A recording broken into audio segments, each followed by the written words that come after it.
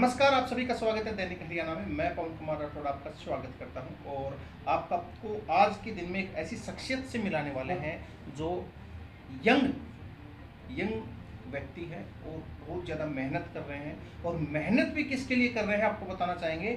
मेहनत कर रहे हैं किसानों के लिए, मेहनत कर रहे हैं समाज के लिए और बहुत अच्छे एक पद पे भी पहुंच चुके हैं। उनको एक उपाधि भी मिली हुई है और उस उपाधि के बलबुते के बाहर के काम कर रहे हैं। तो मैं आपको मिलाने वाला हूं आज मीर सिंह, जो किसान यूनियन का जिला अध्यक्ष है, प्रदेश अध्यक्ष है, जो आज के दिन में बहुत बेहतरीन तरीके से काम कर रहे हैं। तो नमस्कार सर, सबसे पहले आपका स्वागत है। पवन जी नमस्कार, आपका बहुत बहुत जो आज हमारे को टाइम दिया जी। और मैं प्रदेश अध्यक्ष हरियाणा से किसान संघ जनशक्ति यूनियन। जी, तो सर जैसे कि बात करते हैं कि आप प्रदेश अध्यक्ष किसान यूनियन से हैं, तो आपको लगभग बने हुए कितने इसमें पद लिए हुए? 1 ईयर के अभाव। तो 1 ईयर के अंदर आपने जो किसानों की समस्या रही, सबसे पहले बात करते हैं, मुद्दा ये रहा कि किसानों का जो आंदोलन चला था, तो किस तरह से आपने उनके हेल्प की? आंदोलन में हम गए थे, बॉर्डर पे भी पहुंचे थे। हाँ।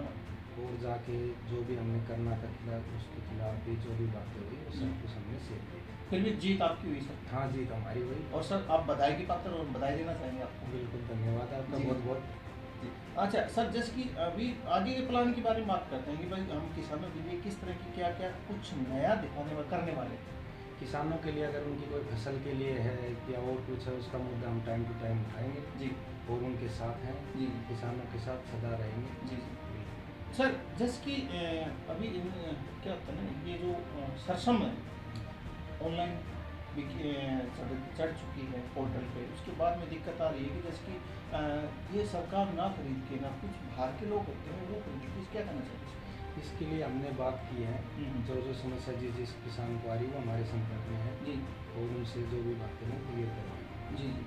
अच्छा, एक मुद्दा ये उठ के आता है कि हमेशा जब देखने में आता है, चाहे वो बाजरे की फसल हो, चाहे वो सरसों की फसल हो, कि कुछ लोग, कुछ व्यापारी संगठन के लोग हैं ना, बाहर से ला करके ना फसलें, हरियाणा के बाहर से फसलें ला करके यहाँ पे सेल आउट करते हैं, कुछ पर्चा वर्चा कूपन वगैरह लेकर के। इस पे क्या कुछ नया आपने तैयार किया है?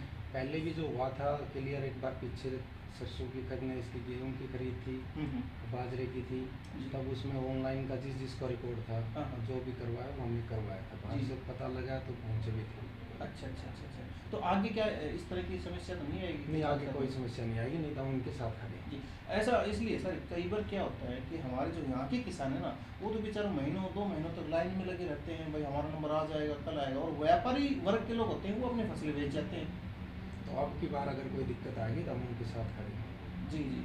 और जैसे कि जो कूपन, जो टोकन मिलते हैं, अभी जो टोकन मिल रहे हैं या मिलेंगे आगे अभी, तो उनकी जो फसल है, सबसे पहले हम तो यही कहना चाहेंगे कि हरियाणा के जिस क्षेत्र के व्यक्ति हैं, जिस स्थान से संबंध रखते हैं, जिस क्षेत्र मंडी से संबंध रखते हैं, उसी में पहले उन किसानों को लिया जाए। बाद में जो व्यापारिक बाहर के लोग आते हैं उनके बाद में उनको देखा जाए। वो तो एक गलत है अगर बाहर के भी लोग लेके आते हैं। हाँ, बाहर के नहीं, हमारे जो जिले के हैं पहले तो उनकी प्राथमिकता होनी चाहिए, उसके बाद में फिर बाहर के। जी जी।